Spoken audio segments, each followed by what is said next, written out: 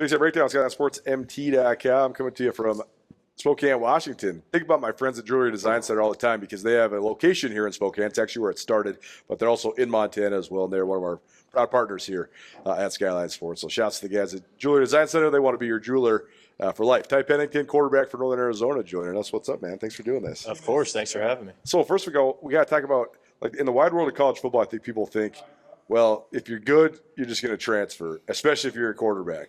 But then you look at all these teams here, like all the best quarterbacks in the Big Sky came back. Mm-hmm. You, Ayat, Lamson, Josh Wood, and a bunch of those guys are here. So from your personal perspective, what kept you at Northern Arizona? Me personally, I'm a very relationship-driven person. So just seeing, the way mine and Coach Wright's relationship is just, blossomed over time. That's not something I take for granted. And that's not something, I want to just throw out the window trying to look for, another opportunity out there just for a couple bucks. It's also about, development.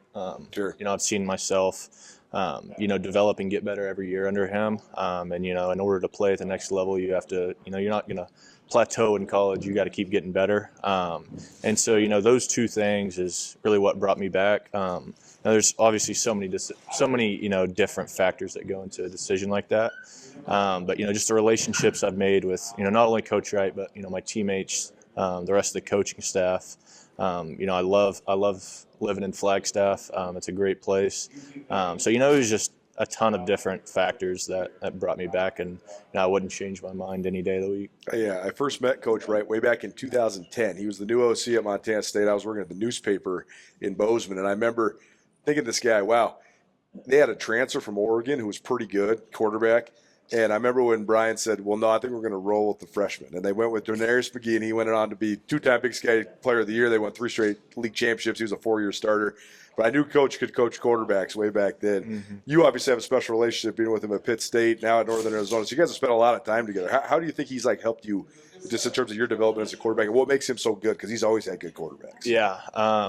He just teaches the game very well. Yeah, smart guy. Smart guy. Teaches you the fundamentals, things you need to know.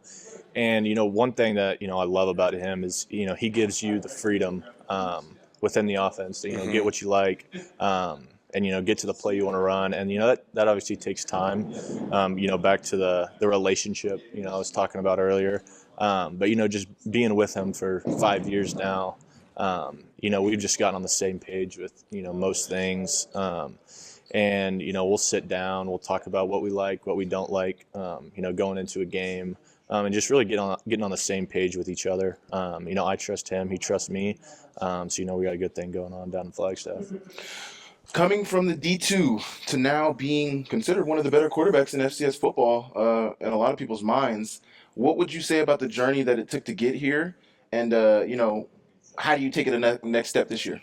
Yeah, I just say be where your feet are and just continually striving to get better. Looking back, when I first started, playing quarterback, especially when I first got into college, I didn't know where I was going to go from there.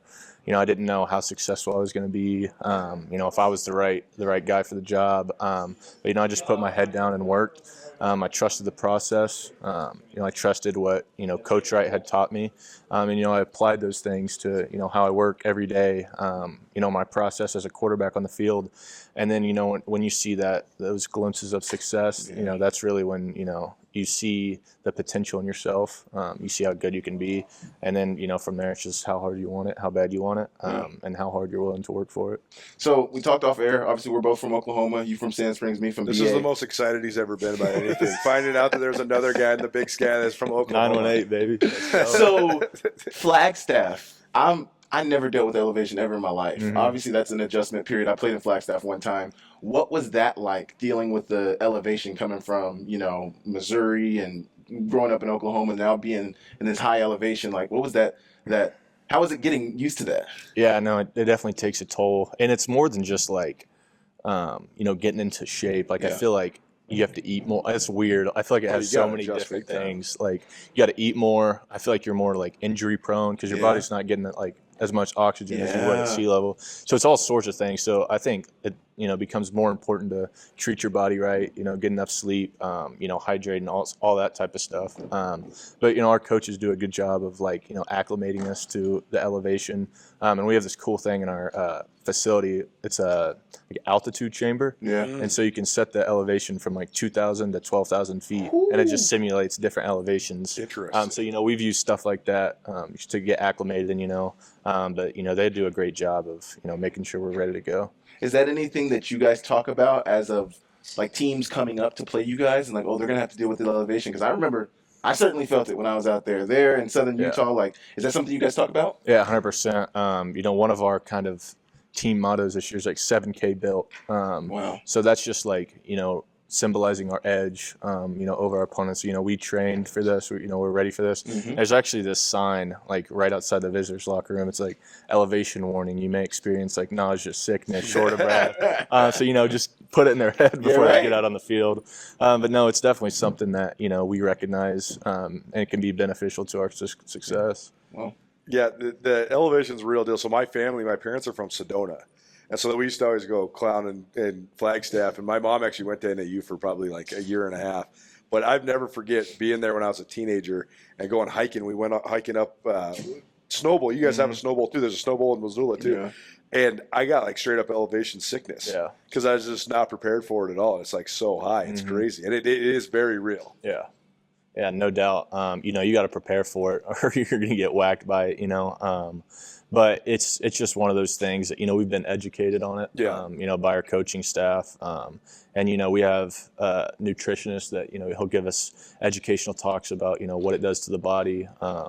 And, not to be reactive to it, but prepare for it. Yeah. So you can, set yourself up for the best way possible. How much do you interact with the track and cross country kids? Every now and then. We're kind of one's in the dome, one's outside. Right. So, it's kind of like a shared space. I just always think those are some of the craziest people in the world. The people that go to run distance running at NAU, man. You are a dog. You are so tough to be able to run it that high and that far. Yeah. But that's why they're world class, right? That's why, yeah. Literally why they're national champions in cross country. Yeah, you go into our facility, first thing you see is 100 track trophies. We got to get a couple in here. Right? Literally, Coach Hines, who got inducted in the Hall of Fame on Saturday night, his resume is hilarious. It's 21-time Big Sky Conference coach of the year. He's got 40 conference championships or something crazy, between indoor and outdoor. It's pretty cool legacy that they've built down there. Yeah, no doubt. So what's the next step for Northern Arizona as a program? Because you guys have been knocking on the door in the playoffs 2 years ago. I'm sure missing last year probably motivates you guys. So what's sort of next for you guys as a team? Yeah, first step's obviously getting in, but you can't do that without, the right process and the right mindset going forward. So, that's something we've really tried to hammer down on, this offseason and the summer here is, what it takes to be that type of team. Coach Wright knows the right process. He's been a part of those teams. So, it really just takes all your guys, buying into the process and applying, their coaching to their game. Obviously, the first part's getting in, but that, that's not our goal. We're on the search for 2 trophies, Big Sky Championship and a national championship. And, so that's what's on our minds. Anything less is a failure. What do you think of Northern Arizona and Southern Utah have actually a kind of long-standing rivalry, and now it's back in the league? Is that something you guys as players are aware of? What do you think of just actually getting a rival that has a trophy and all this stuff behind it? Yeah, no, it was a great atmosphere last year. Yeah, it's cool. That was probably the funnest game we played. Obviously the game was crazy. That was probably the craziest game I've been a part of. Just the atmosphere and rivalry games are always fun. Just playing for more than just another game. It gets personal. Right. And those ones are always fun. Well, people don't realize how close it's only a couple hours to Cedar City, right? Yeah, I think it's 5. Yeah, okay. It's 7 on a bus. Yeah, right. Because you got to go the winding road all the way up. And then we stop at the whatever that lake's called in Utah. We stopped there for 30 minutes. Coach, we've been here for 2 years. We can just keep trucking. But yeah. What's the most challenging part about playing in the Big Sky Conference? The competition from top to bottom. Anyone can beat anyone on any given week. So you can't pick and choose the teams that you really want to prepare for or anything like that. We got a taste of that last year. Playing Weber State, they just lost their head coach.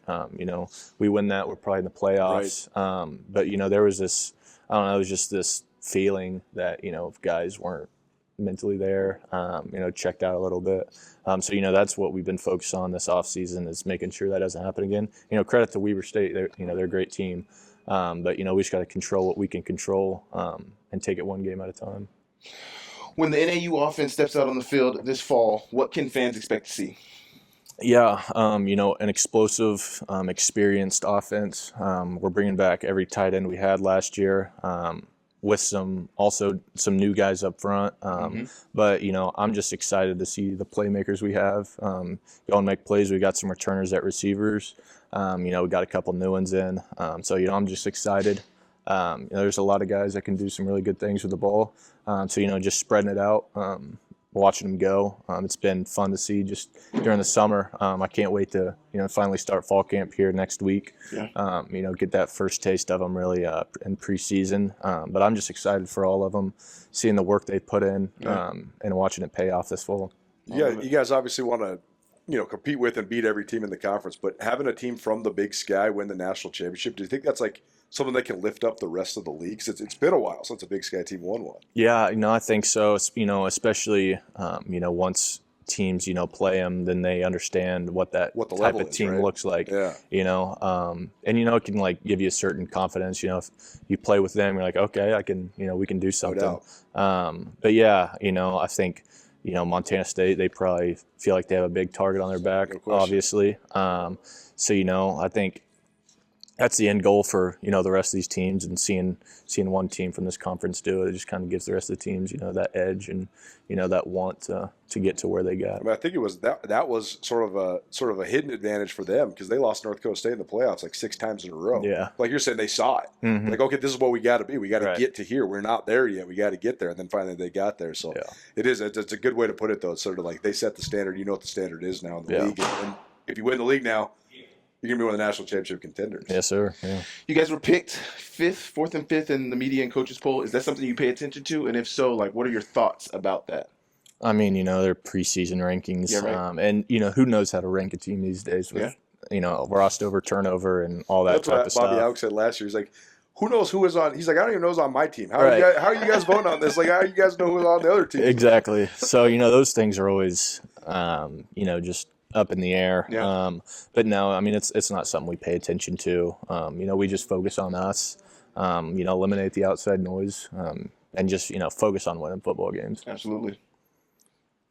What's something that maybe people don't know about Ty Pennington?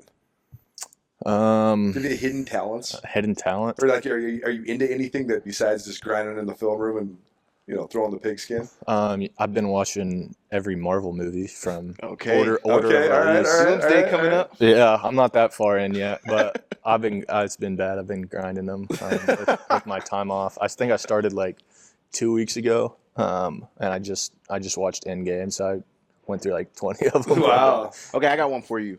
Obviously, we're from Oklahoma. I had no idea about Montana, about the Big Sky Conference. What was your education about like the Big Sky Conference and things when maybe you're leaving Pitt State or even when you got to college? Did you know about – I didn't even know about the FCS when I was growing up. No, not really. I think like – I don't know why, but when Coach Wright said he was moving to Northern Arizona, I thought it was a JUCO. Like you're like, why are you leaving? Yeah, I don't know why I thought that, but no, but obviously when you're younger, like all your eyes are on the Alabamas and Georgias of the world or Oklahoma, whatever. Right? Yeah. But you don't really. I don't know. There's not enough attention, on FCS football. There's great talent across the board. Mm-hmm. But yeah. Even when I went up to Pitt State, it was like 2 hours away, and I'd never been there, never really heard of it. They take football serious. Yeah, I know it's impressive, but I don't. That's just like I feel like that's everyone's kind of like experience growing up. Yeah. Just all the attention goes to the big dogs, but now there's some high quality football in the Big Sky for sure. What did you think of? Did you know anything about Flagstaff before you first got there? No. Like, was that pleasantly surprising to you? Because Flagstaff's like a sweet town. Yeah, because that's like, I've always wanted to go to college, like somewhere really cool. It's like, right. Obviously, like I had a good time at Pittsburgh, but at the end of the day, it's Pittsburgh, Kansas. Yeah. Right. So Coach Wright told me he was going to Northern Arizona. I start to do my research, and I'm like, oh my gosh, like this is sweet. I didn't know Arizona had mountains, and 7,000 feet, a ski resort. Like that's the last thing I'd expect. But did my research. I was like, man, this place looks awesome. And honestly, that was one of the big reasons, like why I came there. And I always enjoy, anything outdoors. They got everything. Go skiing, fishing, hiking, whatever the case may be. But no, it's a great place. I love living there for sure. Do you feel like it's like a sleeping giant almost? Because you guys got a good fan base, but it feels like if you guys got like to be like top 5 team nationally, I mean, you got 35,000 students there or something. I mean, there's a lot of students.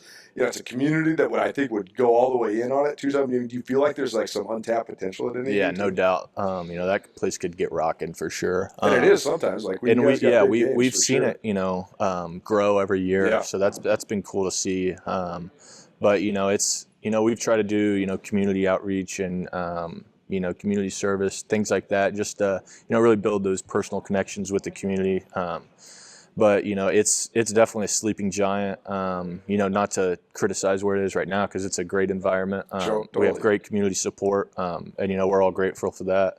But if we could just a little more, it could be a really special place. No doubt. Let's highlight Sand Springs for a second. What did that do for your development and growing up, and how do you feel like that's influenced you as you've gotten to your more formative, your adult years, coming into your adult years? Yeah, well, it really is, a community-based town.